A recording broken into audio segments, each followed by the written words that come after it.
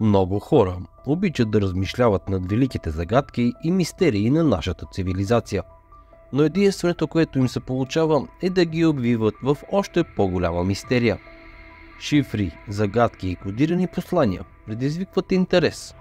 Защо тези послания са шифровани? Какви велики тайни може да крият?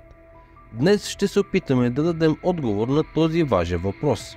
А вие, скъпи приятели, можете да подкрепите това видео с един лайк, а също така може да се абонирате за канала, като натиснете бутона Subscribe и, разбира се, не забравяйте да ударите и камбанката, за да ви идват известия, когато окачвам нови видеа. Благодаря ви, а сега ви пожелавам приятно гледане. Номер 10. Ронго-Ронго. Ронго-Ронго е система от мистериозни иероглифи, изписани върху различни артефакти, открити на Тихоокеанският Великденски остров. Прочут с така наречените моаи, уникални причудливи каменни статуи, изобразяващи човешки фигури. Мнозина вярват, че представляват изгубена система за писане или някакъв вид пиктографско писмо, което може да е едно от първите независими форми на писане в човешката история. Глифовете, или това е наименованието на всяко конкретно изображение от дадена писмена система, остават неразгадаеми и до днес и все още пазят истинските си послания. Някои специалисти вярват, че текстът може да предлага причините за изчезването на цивилизацията, населяваща Великденските острови. Номер 9. Скрижалите на Джорджия. Понякога ги наричат американският Стоунхендж. Те представляват гранитен монумент, изграден в Албърт Каунти, щата Джорджия през 1979. Камъните са изписани с надписи на 8 езика: английски, испански, суахили, хинди, иврит, арабски, китайски и руски. Всеки надпис включва 10 нови заповеди за ерата на разума. Те изглеждат като 4 стрели, на практика съединени с кръстна стълб в средата и покрити отгоре с шапка от малка квадратна плоча. Целта и произходът на монумента остават загадка. Той е издигнат от човек с неустановена самоличност с псевдоним Р.К. Християнин. Първата заповед на надписите е много противоречива. Тя гласи: поддържайте човечеството по-малко от 500 милиона, за да има баланс с живота и природата.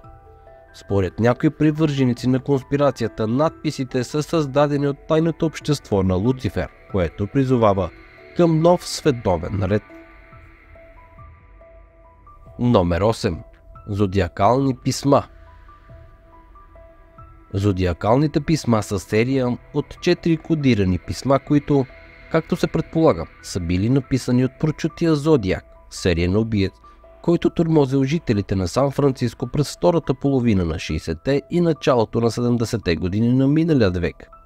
Именно по тази действителна история е направен филмът Зодиак с Джейк Гиленхол и Робърт Дауни Джуниор. Вероятно писмата са написани като форма на присмех срещу журналисти и полицаи, които са издирвали мъжа. Писмата са съставени от знаци, които отчасти приличат на букви, отчасти на руни. Едното писмо все пак е разшифровано, но личността на Зодиак така и не бе установена. Номер 7. Извънземният сигнал. Една лятна нощ през 1977 година Джери Ейман, доброволец в програмата SETI, която е широко разпространена програма по търсене на сигнали на извънземният разум, станал първият човек, който получил послание от друга планета. Ейман сканирал радиовълните от дълбокият космос с надеждата да се натъкне на сигнал, който да е изпратен от разумна раса, и изведнъж забелязал скок в измерванията си. Сигналът продължил цели 72 секунди, бил силен и вероятно се предавал от място, където никога не е имало хора, от съзвездието Стрелец, от точка близо до звезда наречена Тау Стрелец, на 120 светлинни години от Земята. Джери Ейман възкликнал "Вау" и така написал и на оригиналната разпечатка, затова го нарекли "Вау сигналът". Всички опити още веднъж да се лови сигналът обаче завършили с неуспех, което довело до много дебати относно природата на произхода и значението му. Дали Джери е успял да се свърже наистина с извънземна цивилизация, все още никой не знае. Номер 6. Случаят Таман Шут. Случаят Таман Шут е смятан за една от най-големите мистерии в Австралия. Историята се завърта около неидентифициран мъж, намерен мъртъв през декември 1948 година на плажа Съмъртън в Аделаида, Австралия. Мъжът според специалистите е бил отровен. Самоличността му обаче и до ден днешен остава загадка. През юни 1949 година, когато следователи прегледали отново тялото на мъртвия, открили таен джоб в дрехите му, в който лежало парче хартия, на което било написано Таман Шут. Фразата се превежда буквално край или завършек. Оказало се, че листът е откъснат от сборника с поезия на Омар Хаям Рубаят.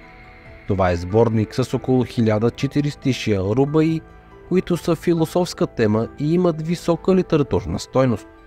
Това накарало всички медии на континента да търсят книгата, от която е била откъсната последната страница.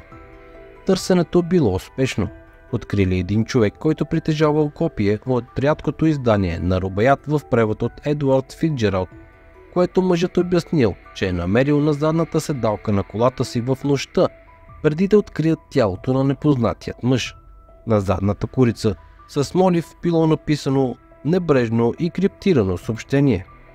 Поради съдържанието на поемите на Хаям, много от специалистите смятат, че посланието може да представлява някакъв вид предсмъртно писмо, което мъжът е оставил, но кодът, който е написал, остава неразгадан и до ден днешен, както и целият случай. Номер 5. Надписът в Шъкбъро. Ако погледнете отдалеч паметникът, намиращ се в Шъкбъро, имени от 18 век в област Старфолшир, едва ли ще видите в него нещо повече от изваяното пресъздаване на известната картина на Никола Посен «Аркадийски овчари». Ако погледнете по-отблизо обаче, ще забележите любопитната поредица от букви. Това е код, чието дешифроване продължава вече над 250 години. Въпреки че самоличността на автора на кода остава загадка, някои считат, че той може да бъде улика, оставена от орденът на тамплиерите за местонахождението на самият Свети Грал. Много от най-великите умове в света са се опитвали да разбият кода и са се проваляли, в това число и Чарлз Дикенс и Чарлз Дарвин. Повечето спекулации идват обаче от самата картина на Посен, която изобразява овчари, които разглеждат малка гробница, върху която е изписан латинският надпис Et in Arcadia ego, което в превод означава и в Аркадия съм, където под съм се разбира смъртта. За тези думи обикновено се смята, че напомнят неизбежността на смъртта, но покрай книгата Светата кръв и Свещеният грал има спекулации, че латинският израз е анаграма, която сочи къде се намира Светия Грал. Мистерията, която, разбира се, все още никой не може да разгадае. Номер 4. Дискът от Фестус. Мистерията на диска от Фестус се върти около една история, която звучи като част от филм за Индиана Джонс. Открита е от италианският археолог Луиджи Перние през 1908 година в Минойския дворец Фестус на остров Крит, за който се смята, че е бил убежище на Радамантис, брат на цар Минос. Дискът е изработен от печена глина и съдържат таинствени символи, които вероятно представляват непозната форма на иероглифи. Смята се, че е направена през второто хилядолетие преди Христа. Някои учени смятат, че иероглифите приличат на символите на линейното А и Б писмо, скриптове, използвани някога в дешифроването на текстове от древен Крит. Единственият проблем – дешифроването на линейното А писмо също се изплъзва на специалистите. И до ден днешен дискът остава една от най-известните загадки на археологията. Номер 3. Криптограмата на Бейл. Това е комплект от 3 шифъра, които се смята, че разкриват мястото на едно от най-великите съкровища в американската история. Много хиляди фунтове злато, сребро и скъпоценни камъни. Съкровището първоначално било придобито от таинствен човек на име Томас Джефърсън Бейл през 1818 година в хода на златодобивни разкопки в Колорадо. От 3 шифъра само вторият бил декодиран. Интересното е, че ключът към шифъра изглежда се явява Американската декларация за независимост. Странен факт, като се отчита, че името на Бейл съвпада с автора на декларацията. Разшифрованият текст посочва местност, където се намират съкровището – Бредфорд Каунти, Вирджиния, но точното му място очевидно е кодирано в един от другите шифри.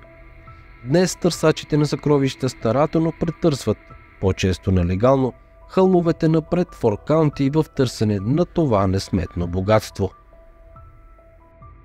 Номер 2. Криптус. Криптус е загадъчна, покрита с шифър скулптура, създадена от американския творец Джим Санборн, която е разположена пред Централното разузнавателно управление в Ланглей, щата Вирджиния, САЩ. Тя е толкова загадъчна, че дори самото ЦРУ не може да разшифрова до край нейният код. Скулптурата съдържа 4 шифровки и макар че едната от тях е разшифрована, кодът на четвъртата не може да бъде открит и до днес. През 2006 година Санборн решава да подскаже, че в първата шифровка се съдържат подсказки към четвъртата, а през 2010 година разкрил още една.